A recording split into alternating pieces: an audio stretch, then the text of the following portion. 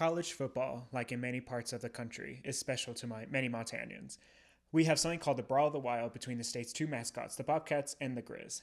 However, only one of these towns was part of a DOJ investigation into how the university, police department, and the attorney's office handled rape and sexual assault cases. Missoula, Montana would be that very town. Missoulans call themselves the Grizz Nation. The rivalry between the Grizz and the Bobcats reaches every inch of the state, and everyone usually has a side. The reputation of the Grizz began to be tarnished by this DOJ investigation. The negative attention from the investigation changed the name of Missoula from Grizz Nation to the rape capital of the United States.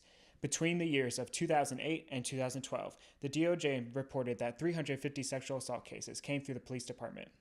When compared to the rate for populations under 100,000 at the time, it is actually less at 390. So Missoula being coined the rape capital of the United States is a little inappropriate. However, it is still appropriate to find out why this was allowed to go on. John Krakauer wrote his book, Missoula, as an analysis of why victims do not report their crimes and how they are affected afterwards. Understanding a victim's state of mind and their actions was important for Krakauer to find out. In trying to accomplish this goal, he looked at specific stories from the women affected from these crimes. The story I am about to share with you may be hard to hear for some. This is the story of Allison Huguet and Bo Donaldson. Allison Huguet and Bo Donaldson were childhood friends. Family and friends recall both of them treating and calling each other brother and sister. Before Allison returned to college out of town, her friend Keely Williams asked if she would like to go to a party at Bo's house. Allison, of course, jumped at the opportunity to go spend time with her friend. Allison trusted Bo like a brother, and there was no reason she would be scared to drink with him. After hours of drinking, Allison and Keely contemplated staying or leaving. They decided to stay, but Allison sleeps on the couch and Keely in a bedroom. In the middle of the night, Allison wakes up to Bo on top of her. Instead of screaming or fighting, she decided to pretend she was still asleep and wait until he finished. Once he finished, she grabbed her belongings and left. Bo Donaldson at the time was a 230 fullback and linebacker for the Missoula Grizzlies compared to Allison's 130.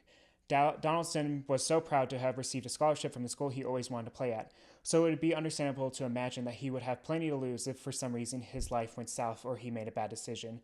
Unfortunately, he made a horrible decision when he decided to take advantage of Allison Huguet when she was asleep. Once Allison left Bo's house, she ran. While she was running, she calls her mom and tells her she has been raped and needs to be picked up. While on the phone, Allison hears Bo chasing her. Hearing screams and pleas to stop, Allison sprints barefoot until Bo eventually gives up. Even after all of this, Allison does not want to initially press charges on Bo. Allison believed Bo made a mistake. After the rape, she gave him the chance to explain himself and she recorded him. Even though it would not be admissible in court, it would serve as a reminder for Allison that Bo was truly sorry.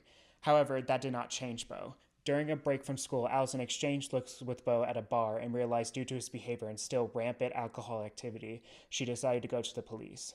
With the help of a trusted friend, a police detective, Allison took control of her situation. With the detective's help, Allison acquired a legal confession from Bo and the police decided to arrest him. He fully confessed and was charged with sexual intercourse without consent.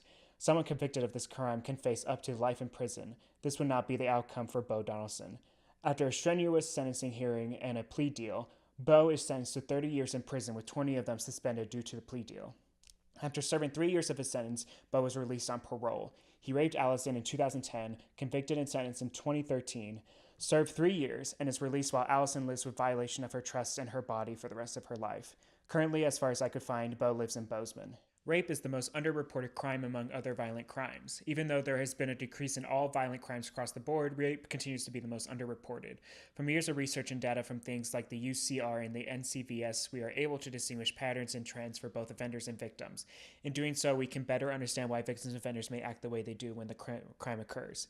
According to the NCVS, about 75% of rapes occur between people who know each other. It is not usually some man hiding in the bushes picking out the perfect victim.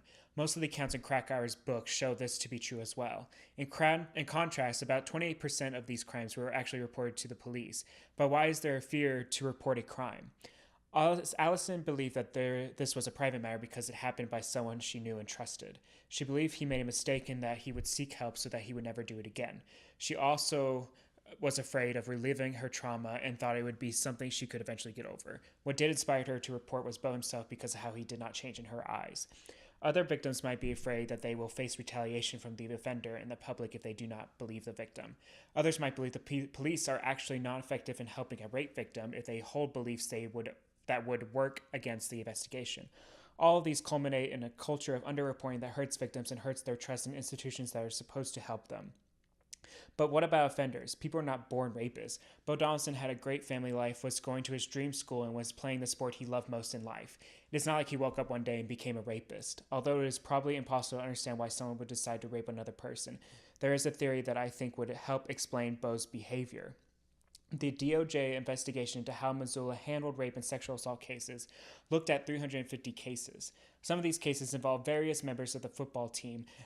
There was a case of 4 football players who allegedly raped a woman during a gangbang. The quarterback was under investigation from complaint of sexual intercourse without consent. Bo Donaldson confessed to raping Allison Huguet. Why are so many football players being accused of these horrible acts? Football is a brotherhood. They travel together, they train together, and they share together. They tell each other secrets and stories that they might not otherwise tell to just anybody. They are a team. Some of these stories would probably include their sexual experiences. If some of these football players are engaging in risky behavior, whether they know it is wrong or not, it is very dangerous. These risky behaviors can be known as rape myths. Rape myths are false beliefs about rape that create justification for a rapist. As an example of a rape myth is that only certain women are raped. Others include no means yes, and that a woman was asking for it if they sexually provoked an offender. When players are engaging in this behavior and sharing those experiences, they could be creating a culture that they do not even think is awful. The perpetuation of these rape myths teaches people that some behaviors are okay. No means yes, and a victim fighting back means they like it. Bo Donaldson, being a part of this brotherhood, exposed him to this kind of behavior. Any doubt about sex or any prior experiences he may have questioned could have been reinforced when hearing his teammates' stories.